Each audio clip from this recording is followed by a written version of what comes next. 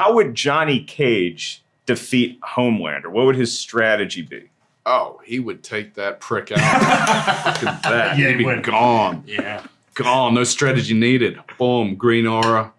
Are we closing that fight down with a nut punch, right? Nut punch. And a selfie. Yeah. Johnny Cage, you have been chosen to fight. Tell me you're not some crazy fans. How are you doing that? Are you coming or what? This episode is presented by Prime. Same-day delivery. It's on Prime. Gentlemen, I'm going to ask you a question to start that I hope is hypothetical. All right, so let's say your hand is forced and your fate is going to be decided in a trial by combat. Which Mortal Kombat character are you choosing to defend you? I'm going to go Goro. You can owe an extra set of hands. It's just 4 hands better than 2. Yeah, he doesn't seem to lose a lot. No. And he seems like a fun dude to party with afterwards. Yeah. Kano and Goro have some history. You know what I'm talking about. Eating at very expensive banquets together. That was a wild weekend in Tijuana. I'm going to go Kung Lao. Yeah, wow. One, because I'm a huge Max Hung fan. The guy has got an incredible skill set. Trained with Jackie Chan, and we're so lucky to have him in this movie. But 2, I just think he's one of the coolest characters. That whole razor blade hat thing, I really dig that. It's a cool hat. Kung Lao. Kung Lao? Yeah. My soul is up for grabs, so I'm going to cheat and I'm going to take Shang Tsung because he's the one who takes souls. So I would just have him take the soul of the person who wants to take my soul. All right. Playing chestnut checkers. How about you? I would have done Kung Lao, but I would actually take Liu Kang from MK1 because now he's got the time thing going on. He can always go back in time and do things. And he's the god of fire and defender of earth and all this stuff. So he's pretty stacked. You're allowed to take yourselves. Oh, then I will take Katana. Yes. No, I think that I would also then take Jade. Yeah. Yes. Yes. Yes. So y'all were just thinking about somebody else. Everyone's been telling us you can't pick yourself. Right. So I was like, okay. Oh, we're very fair here at Fandango. I love that. Katana, Right. hands down. Okay, easy. Yeah, Jade.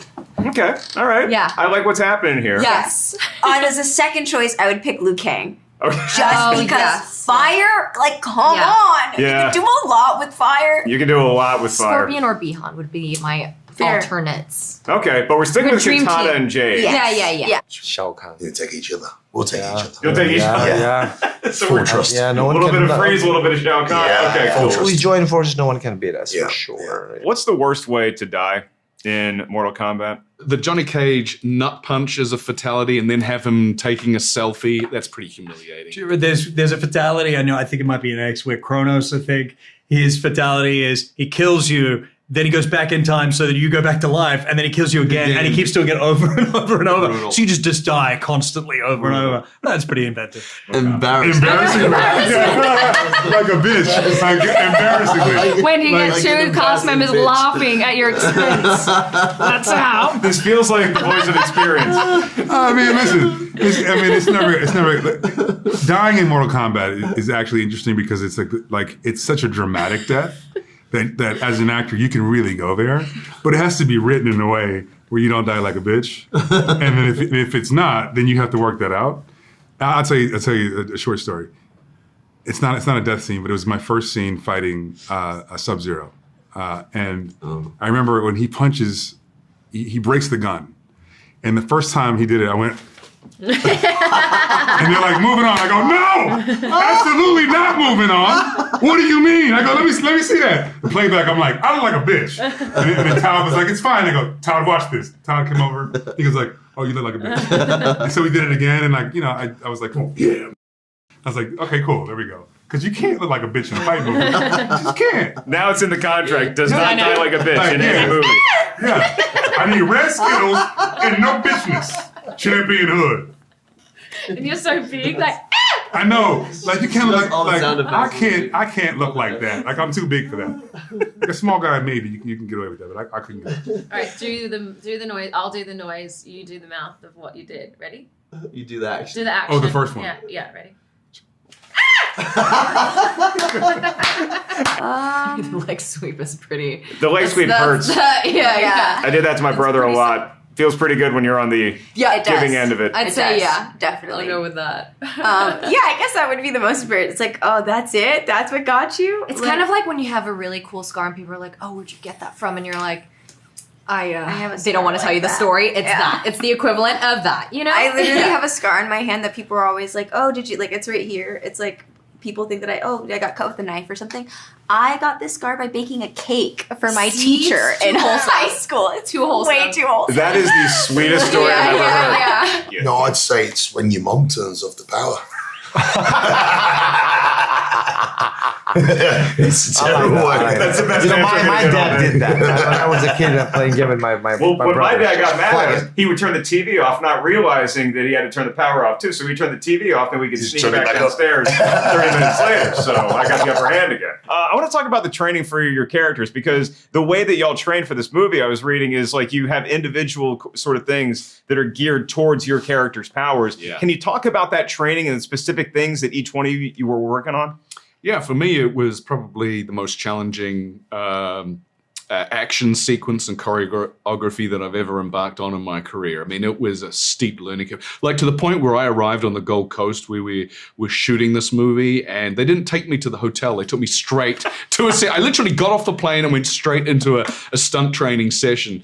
But listen, we had such a great team working on that. And, it was a lot of work, a lot of hours, months and months of starting with the basics, agility and coordination, hand-eye movement, all that sort of stuff, and then slowly building up into the skill set that was required, working with the staff. I'd never done that before.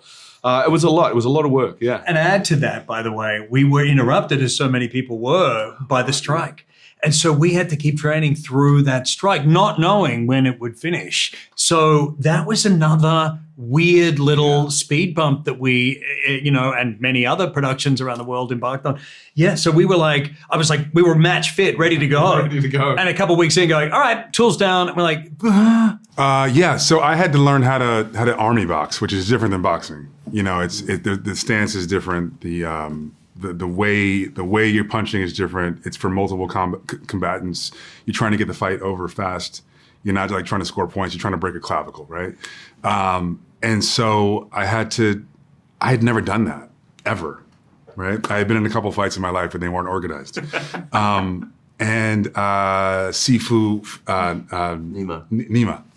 What? What? Nima. No. Nina. Nina. Nina. Nima. I was like, wait, no. 100% confidence, 0%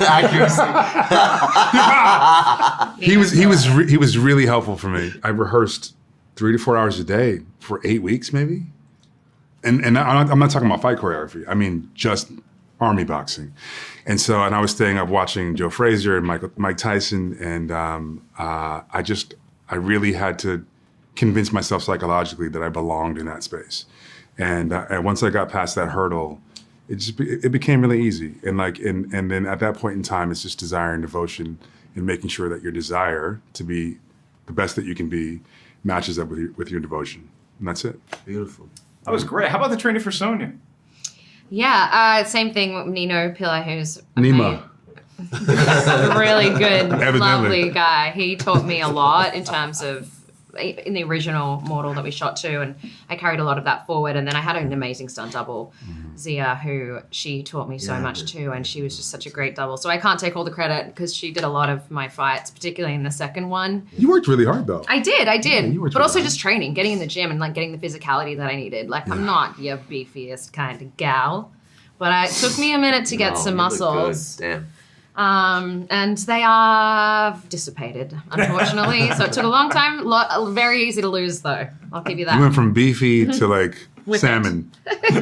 Beef jerky. Beefy to beef jerky. Training for a whole month. We worked very hard. We took it very seriously. Very seriously. And had a blast. But yeah, we incorporated a bunch of different styles, and it was hard but rewarding. I feel like you've earned a belt, right? Like I'm not sure if you're a black belt yet, but you've earned a belt. What color belt do you think you honestly earned in the training? Oh, in the training? Yeah. Probably an additional. I would say maybe I'm like a, what is it? What's after orange? Well, it's Purple's getting white, up there, orange, right? And then or sometimes it's white, yellow, orange. So it depends. white, yellow, orange. What's Red. above orange? Red. No. Yes. Definitely not. I'm just thinking Starburst flavors now. I got to be honest with I you. know. Yeah. You're just below brown, just above orange is what we'll call it. We'll do that. Yeah. Yes, we'll go with that. Yeah. Yeah. I was like, perfect. Mine was kind of the perfect time, the perfect place, because I'd just come off the back of a hard shoot in Italy, which was a gladiator style show that I was working on, and the character for that was a big. He was called Flamma. He was a massive gladiator who was obviously very physical, and the training for that was a lot of footwork, a lot of weightlifting, and they wanted the fitness, the athleticism, and the size all in one, which is very difficult to do and hold. But the timing of being approached for Shao was kind of perfect, to be honest, because I was already prepped and ready for it. So it's just a case of continuing that and following it and bringing it through. But the key thing for me was to make sure that I stayed mobile, flexible, and worked on the footwork drills and the ability. I wanted to do as much of the character myself and not rely on stunt doubles to do it. Yeah. So it was absolutely fitness, which That's true. I believe you mentioned earlier was yeah. key to you. Yeah, I add probably endurance. Yeah, for long takes, you got to be able to shoot, like not get. You're probably doing 4 or 5 hours throughout the day of intense training on set, which is ridiculous. Fight scene with especially in heavy costume. costume that you need to have Dehydration, strong endurance. Yeah.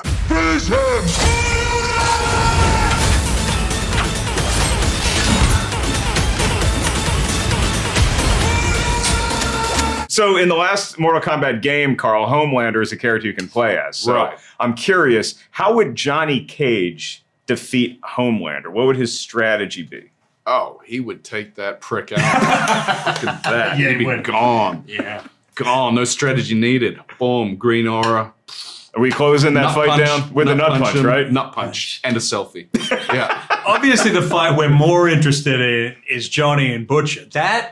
That's Now the fight that is- I'm interested in. That would be a fight, especially like powered Butcher, either laser or tentacle, and powered Johnny. Yeah. Okay, do we have a dog in that fight? Who's coming out on top? I cannot. that's a live ball for you. That's a live wire ball. I'm Yeah. not going to go there. I take the fifth on that. The answer is Dread. That's who's winning. Oh, that.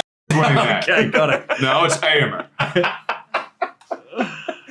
Josh, for you, Kano's back. It's so exciting to see Kano back. What are some differences? How has Kano grown since the last time we saw that young man? Like sideways? Yeah. He's backed on a few kgs. Look, Kano, what's great about Kano is he flip-flops from, his allegiances and alliances, as the wind blows. So, he's kind of good, he's bad, he's whatever, serves him. And I think part of what you can expect from Kano is not really knowing if you should root for him or root against him, but just enjoying the ride. Although, I think what the great discovery was in this one was how Johnny and Kano interact together. That felt like a cool buddy, the bickering kind of buddy action thing. It was like a 48 hours kind of yeah. classic sort of 80s, two polar opposites getting together and bitching at each other. It was great. fun. I mean, I felt like Johnny and Kano could single-handedly bring back the 3-cam sitcom. Get a studio I audience, love get it. you guys being Right. roommates, craziness ensues. So true. Who ate my cornflakes? Two assholes and a baby. Yeah, that's a good one. Whose baby is this? It's your baby. Josh, what is the best use for a laser eye in everyday life? Just everyday life. Just existing. Yeah, what would yeah. you use that laser eye No, for? it's when you don't get those plastic packages you can't open. You try and rip it open, and it's like laser eye that right up. Capri Sun. Good trick. You're at a beer bottle. That's smart.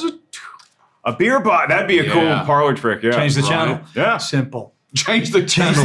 Destroy the TV, but change the channel. Small point. Yeah. Small point. I can only do this trick once. Yeah, it's a one-time trick.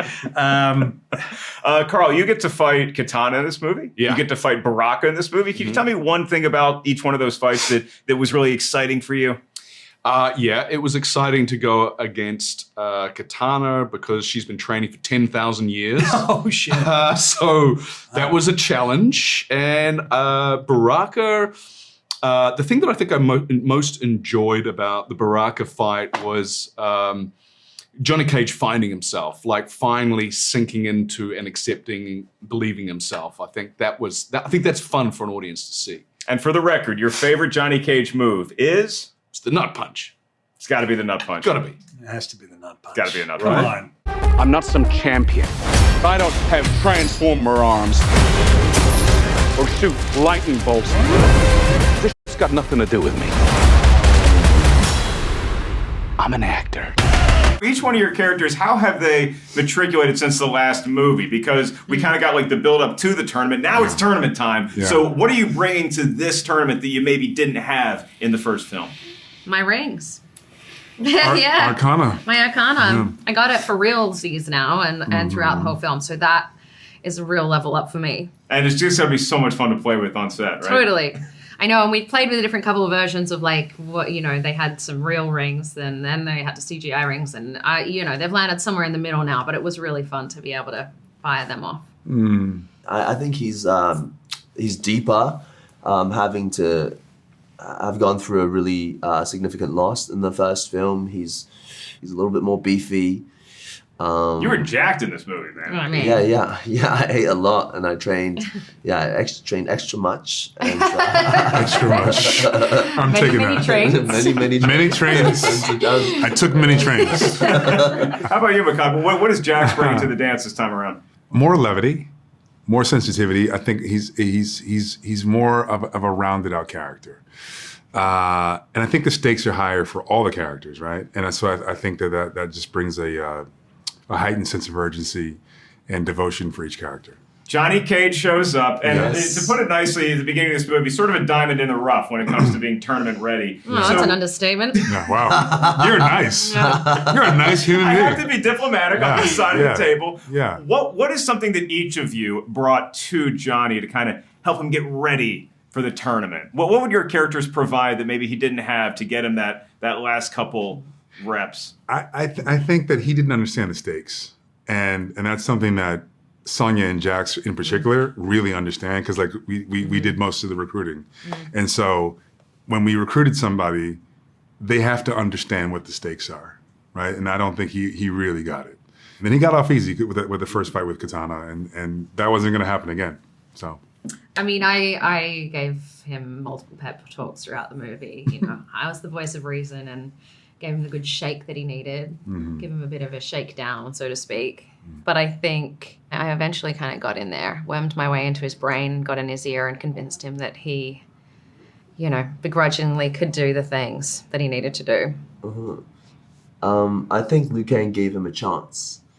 I think there's a dynamic between Liu Kang, Raiden, and Johnny, where Raiden was giving him hope, and then Liu Kang was wondering. I mean, he's the servant of Raiden.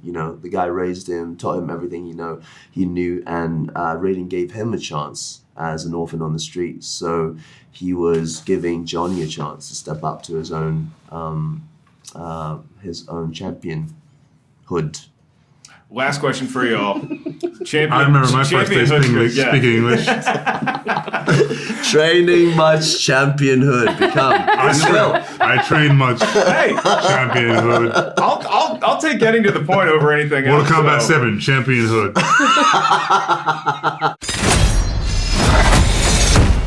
Whoa! I really don't feel comfortable hitting a girl. Don't worry. You won't. Yo! Send me back. I want to go back. Y'all have such great chemistry on screen, right? And you're sort of training buddies in the movie. So just as actors, who's the better fighter between the two of y'all? Without a question, Tati, for sure. She's a black belt. I do not. That. Yeah. No. She would win. But she's incredible. Just in the work that she put, but the work that she put in for this movie, I just have to give this girl her flowers. She put in so much work for this, for it to be Katana with those freaking fans, and flawless victory over here. But in real life, she would win for sure. As far as fighting weapons go, fans or staff? Okay, I honestly would choose the fans. Oh, you take the fans. But no, actually, sorry. If it is the power charge version of Jade's staff, then staff. Okay, so if the staff can light up and do all the cool extra things, but if it's just a big stick. you're going Yeah. fans. Because sharp. Yeah. Fans, 110%, of Yeah. course. It's such a great fashion accessory, Yes. I feel like, too. Yes, exactly. Looks nice and is deadly. Yeah, you might get stopped at What's not TSA to with like? the staff, but like the Yeah. fans, you can just kind of pull off as like, these are my fans. Not You know if they're what? sharp Actually, at no, the they were ends. sharp Like, at the what? ends. No, I could TSA would totally be like, not for I think you. this is my broomstick. Yeah, I might have to Both rethink staff that. would be, yeah. Yeah. I'm going to try to take both on my next flight, and I'll let you know how it goes. What can y'all tell me about Johnny Cage and his addition to the cast of characters that we get here? What was something that each one of y'all kind of either like maybe instructed Carl/Johnny on, or what's it like to kind of go toe to toe with Johnny Cage? Okay, in terms of fighting with, I mean, Johnny Cage is such a funny and cool character. I think he brings in so much comedy, but also this like rugged groundedness. Right. And then Carl is just amazing. Perfect. He's such a funny, incredible human being. And a lot of the times he would come up with these lines and I was like, stop making me laugh. I'm supposed to kill you right now. No, he's amazing. He is the perfect Johnny Cage. I think people are going to be extremely happy seeing that character come to life through him. Yeah, and I think too, seeing this version of Johnny Cage of like seeing him, it's like, you know, that he's it's not him in his superstardom like prime. Yeah, it is him like as like this washed up actor and like trying to find his own like inner strength again. I think is going to be really interesting for people And to see. relatable. Exactly. Yeah. Can you talk to me about the fight scene that you get to do with Jax? How much fun Yeah. was that to film you and Mehcad? Wonderful. Like that was the first fight that was the first thing that I shot in general. And so I was like obviously super nervous, but Mehcad was so supportive. Like he's like a big brother to me. So I love that man so much. And it was so funny because like he just comes with quips and the things that and I'm like, I gotta be serious and like not same thing with like not laugh and like be like, yeah, no. But yeah, it was a lot of fun working with Mehcad, and it was truly a dance between us, and we had a lot of laughs through it, like just trying to figure it out half the time. So it was great. It's a fun question. I got to talk to Carl and Josh. They're paired together, and I love like the four of y'all is like a sitcom. Like they're in one apartment. You guys are the neighbors across the way, and just zaniness ensues. I asked Josh this, but I want y'all's take on it. So his sort of power as Kano is he's got that eye that shoots a laser. If you had a laser shooting eye in your normal everyday life, what would you use that for? Ooh. It's just a good everyday use of a laser eye. Ooh. Hedges, weeds. That is maybe the best answer I've heard today. You know, sometimes the fire department comes and they say, hey, clean up. And I'm like, oh my God, is it May already soon? I don't want the fines. That's what I would use it for. Hilarious. Sorry. Yeah. So- Literally just happened, as you can tell. To get out of like additional like homeowner association clean fees. up a little bit, you know, clean up the hedges, make sure everything looks nice. Yeah, just a nice tidy lawn. Okay. Okay, pick something more innocent than that. Starting a campfire.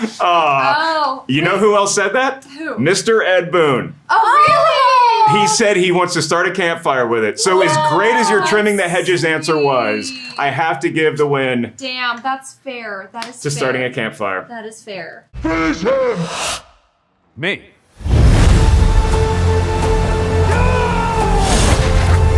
Earth belongs to me. We do not kneel! Both of y'all's costumes look like they have some weight to them, so that's even more absolutely. intense, right? Mine was about 4.5, 5 hours in total to get ready, as well with the prosthetics and the outfit, and then obviously to perform the fight scenes. I've done so many fight scenes over the last 10 years, but that was absolutely without doubt the hardest one. Yeah. With the prosthetics and the costume for sure. Yeah. Joe, what can you tease about a possible rematch with Scorpion?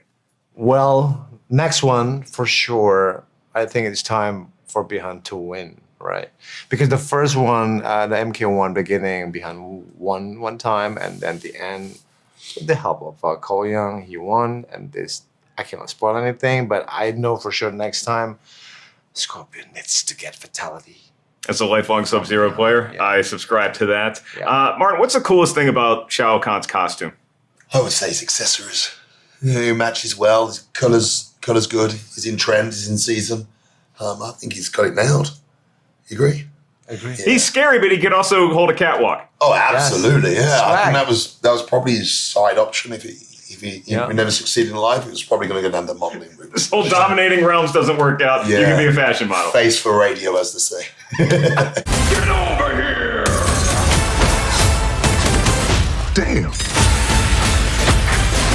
Remember, if you fail, the earth fails with you. What did you take from making the first Mortal Kombat movie you did into this one? Like, what was the lesson you learned making that film that you incorporated into Mortal Kombat 2? In the back of my mind, I was like, I want the whole Mortal Kombat 2 to feel like the opening of Mortal Kombat 1, right? So, and sort of I understood that the opening was created in a sort of almost its own little capsule, and it allowed us to get all the character beats right and get all the... So I was like, okay, I need to take that approach to the whole filmmaking of 2, and also going through the process and understanding Mortal Kombat and the world. I really got steeped in it. So I was like, even going through 1, I was like, oh, I know what we can do with 2. I know how we can just push this and go further. And then once we'd completed it, I then sort of looked at getting the characters to be more connected to an audience, get the feels up, get the scale up, use more things from the Mortal Kombat universe that we could just continue to ratchet everything up to be this cinematic, epic sort of tale. And on knowing we had IMAX in there and knowing that it was like, okay, let's just swing for the fences here, and this is going to be mad and crazy and wild. I mean, as a kid, I was the last one on my block to get a Sega Genesis, but it eventually came, and I got to play way too much Mortal Kombat 1 and 2.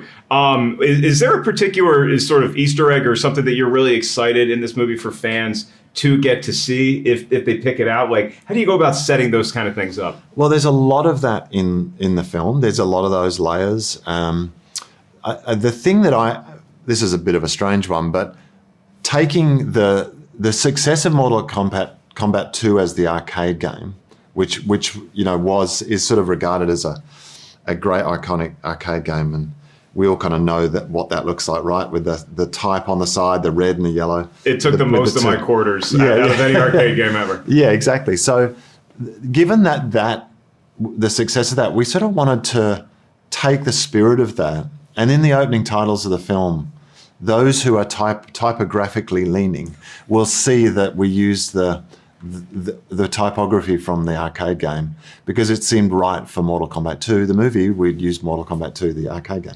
So, and then sort of took the spirit of that, and that's really kind of threaded through the film about taking, like, for example, the Sega Genesis version of The Pit and Blue Portal is what I used for this. So it was just like, okay, I want to do that on the biggest cinematic screen we can. I want it to be massive. I want it to be beautiful and sophisticated and elegant and brutal, and I want it to be real. So let's do that. Let's go from here, 16-bit, and let's go to here. And that was a wonderful creative process that I really enjoyed in making this movie. It was like a very satisfying, very fun thing for us all to play with. And watching the movie, I mean, you can sort of see some of Ed Boon's fingerprints on this. And I'm curious for you, having him as a resource, what's something that he taught you about Mortal Kombat, or something that he really imparted to you as far as like this is the essence of Mortal Kombat? Well, the funny thing about Ed is, so he's this legend that's created this phenomenal game. He is the most understated, respectful, lovely, sweet guy, and he was like. To have the Grandmaster that I could just ask him questions anytime I wanted was that just made life so much easier anyway. And to have him part of the core creative collective was great because he would just, like we talked a lot about Baraka and the Tarkatans. Like, so that was so early on there were conversations about what those guys were and how I felt we can make Baraka. We can give him an undertone. I said we have to give them more facets. It can't just be like they're sort of warriors that only speak one thing and they're just always kill. There's got to be a bit more to them. And Ed, to his credit, he was like, okay, let's just see. And then we sort of kept developing it. And then he was like, oh, okay, I see it. And then we were both in our lanes, but we respected each other's positions. And then sometimes I could just say, hey, Ed, why did you do this in the game? What's the reason behind it? And sometimes you'd like, oh, that was because of this, and this. And then other times, we just thought it'd be cool. So I was like, okay, so do you mind if I do that? No, that's fine. I don't get it. So it was a really nice, easy back and forth that as we went on, it just kind of got more and more. And then obviously he's in the film, and it was great fun to work with him, and he did a great job. So okay, I have kind of an odd question. I want to put you sort of like you're like a TV chef, and you're teaching us how to make something. You're teaching us the recipe, but that's for a fatality. So what is the secret spice that just makes a fatality extra sweet? Well, okay, this is what we were going for. So every fatality needed to have a significant character and story reason to exist. It wasn't just there to be cool. It had to be a surprise, it had to be a momentous event, and it had to couple with it a very important story point. So therefore, when you see the fatality, you're also taking on board the character and the story of the character, which is all that matters in our stories. It's like we follow the characters. So that was all about, and that went through the action on the fights and everything. It was all about character. We spent most of our time talking about what the character would do and what's right for that. Can I tell you something? They also ended up being really cool. In addition to that, so you checked all the boxes. Yeah, we had to do that, obviously. And it was like a lot of like, oh, should we shoot it from here? Should we shoot it from there? Oh, what if we come around? So there was lots of that. And Kyle and Gardner, the stunt coordinator, and his team were just phenomenal. So. All right, so last question for you. Karl Urban is Johnny Cage. And I'm curious, is there some piece of Karl's work in the past that you had seen and you're like, oh, that's why that dude's going to be a perfect Johnny Cage? Yeah, there were kind of two things, actually.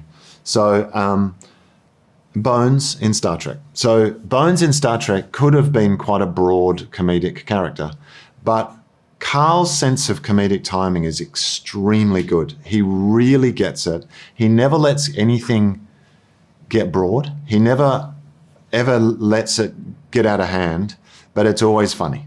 And he's very good at improv. And so his ability just to keep it earthed and keep it like, but also add this layer of texture underneath where it's like, oh no, this guy's a real deal. And he really is sort of broken at the start of the movie. Like I knew he could do that from that. And then also he has a very small role in the Bourne film where he plays the assassin at the start. And all the way through it, and where he's the amazing scene when they're in the nightclub and he gets up and then we follow him out and it's daytime. Like I remember when I seen that, I was like, oh, what a great shot. Anyway, the fact that he could do that, and then just seeing him in many other things, whereas like there's some stuff he did in this early comedy stuff back in New Zealand when he was very young, and he worked with Rhys Darby and really funny, like really understood. And so it's like, well, this guy's perfect. And he was an absolute joy to work with and it's made life really easy. So. Where the hell am I? It's called Mortal Kombat. It's a fighting tournament. To the death. And I want to ask you some questions about your reaction to the film that I just got to enjoy, particularly with how the tournament kind of plays itself out. What were some things that really made you happy watching it? Like, what are some things that this movie really gets right? I think the existence of a tournament is the big thing. That was one of the things, the feedback we got from the previous film was, where's the tournament? They're all talking about it's building up to it, and then the movie ends, right? So now's the big payoff. You get the tournament.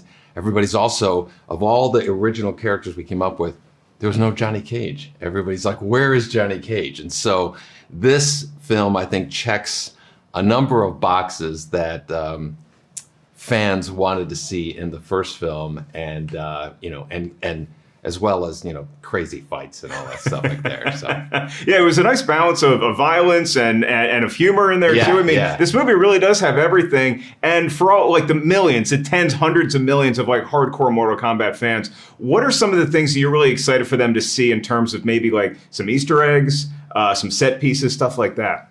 Each character has like kind of signature moves, like, and they call them like your powers and stuff like that. That's a big part of the film.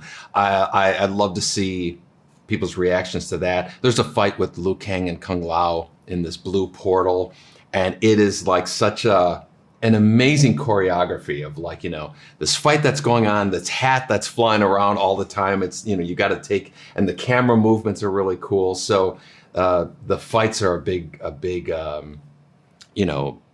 big like kind of explanation point, throughout the thing. And then you have the humor, like you were talking about, downtimes. And then you also have the, the journey of mainly Johnny Cage and Katana, their kind of main story. I think the combination of those two really hits a sweet spot. So one of the things that fans loved about the most recent Mortal Kombat game was that you could play as Peacemaker. That's right. Yeah, it was so much fun for me and my brother playing it. Yeah. I'm curious, is there a character in James Gunn's DC universe that you would love to somehow get incorporated into the next Mortal Kombat game? Yeah, the challenge with the DC characters into Mortal Kombat, right, with just fatalities and all that stuff, is I wouldn't want to cut Batman's head off ever. You know, I feel weird ripping his spine out. You know, it's just wrong.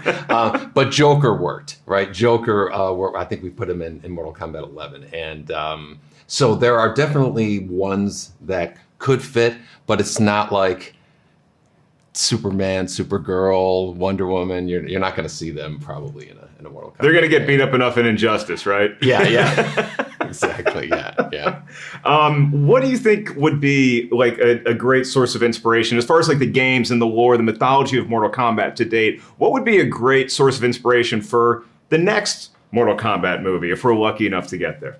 We've been telling stories from Mortal Kombat stories, 12 games, right? So in a sense, there's like 12 chapters that are, and I believe that the time span that this latest film covers is about Mortal Kombat 3-ish. And so there are quite a few characters, Shinnok and all these, a little more with Quan Chi and all that. So I feel like there's several movies of stories that can still be told. I echo your sentiments. I was hoping you would say multiple movies because like you walk out of this movie and you can't get enough of what you just saw. So the big question, I wanted to ask you this for years, for decades, what makes a perfect fatality in your eyes? A perfect fatality is, it's not just a gory, disgusting thing, right? There has to be a level of outrageousness that, believe it or not, evokes laughter from people. You just laugh at how ridiculous what you saw was. So it's like this combination of violence and blood and guts, but then almost a silliness to it. And it's that campiness, over the top tone that I think is the sweet spot. It seems like Looney Tunes maybe inspired some of the fatalities. Oh yeah. We've had people reference the Looney Tunes thing a number of times. It's Roadrunner versus Coyote, except with blood, which is more fun. So, okay, I want to do a little sort of put you in a position where you are being challenged to Mortal Kombat, right? And you have to have somebody defend you, okay? In the game or in real life? In real life, but now we're going to pick characters from the game. So this is the person that you want defending you. I'm going to give you two choices, and you tell me who you're going with, okay? To defend Ed Boon, Jax or Kano? Jax. Jax or Katana? Jax. Jax or Jade? Jax. Jax or Baraka? Baraka. Baraka or Kung Lao? Baraka. Baraka or Johnny Cage? Baraka. Baraka or Liu Kang? Liu Kang. Liu Kang or Sub-Zero? Liu Kang. Liu Kang or Scorpion? Scorpion. He thought about it. He thought about it. Yeah, that was a tough one. That was usually the showdown between me and my brother was Liu Kang and Scorpion. Oh, yeah? So I'm glad we got there. Scorpion's the ultimate winner. What do you hope that fans take away from going to the movie and seeing this on the big screen? I hope they feel like they were just on a ride. I hope that they feel like, they were laughing at parts, they were scared at parts, they were awed at the choreography and the inventiveness of the fights, and they were rooting for, in particular, Katana and Johnny Cage. If you could have any of the powers that any of the characters have in this Mortal Kombat world, just in your everyday life, to use as you will, which one are you taking? Sub-Zero's freeze, I think, would be a cool one. Yeah. Cryotherapy's pretty big these days. That's You right. freeze yourself. Right. Actually, as my last question, I want to ask you this because I'm going to get to ask Kano this as well. Is if you had that laser eye thing, just in your everyday life, what would be a practical use that you would use it for? Starting campfires or something like that. You're just going right to the wilderness, right? Yeah, it has to be that. You got your laser shooting eye. You don't need to be surrounded by buildings and the internet and all that stuff. Yeah, Just go live in the wild. Yeah, exactly.